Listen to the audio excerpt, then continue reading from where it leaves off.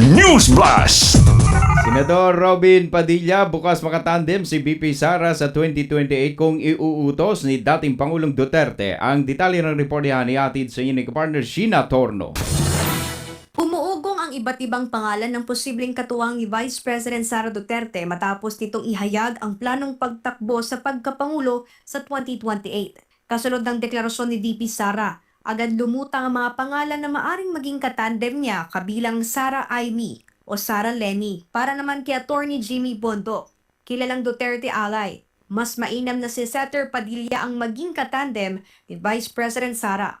Ang sagot naman ng senador, Maraming salamat sa mga kaibigan ko na nagtutulak sa akin at sa paniniwala po ninyo.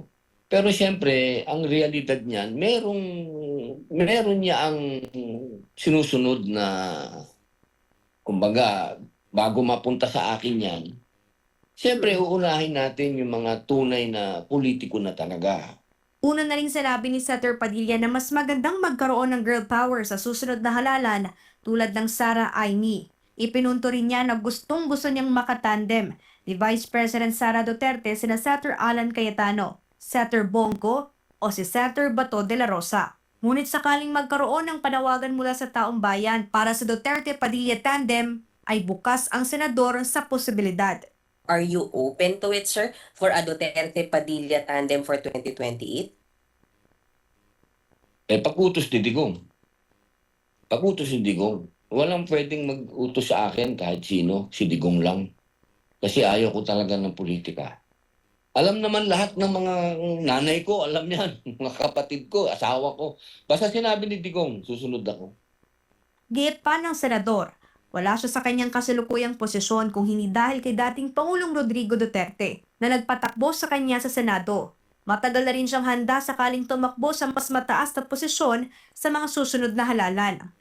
Para sa akin, Vice President, hindi naman masyadong, puro advocacy lang yan Parang ikaw ang spare tire, di ba? Kayang-kaya yan. At Ayon pa kay Senator Padilla, ayos lamang kung iba ang magiging katambal ni Vice President Sara sa 2028. Mas gugustuhin pa raw niyang maging campaign manager nito sa 2028. Will you go as far as being campaign manager, sir? yun naman lagi ang papel ko. Ako'y talagang dyan, 100% na tutulong. Kumpiyansa naman ang senador sa kakayahan ni Vice President Sara na ipagpatuloy ang mga nasimulan ng kanyang aba.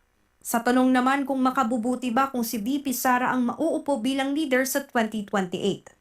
Definitely, wag naman tayong maging unfair sa mga Duterte. Pinagbigyan nga natin yung mga Aquino, pinagbigyan natin yung mga Marcos.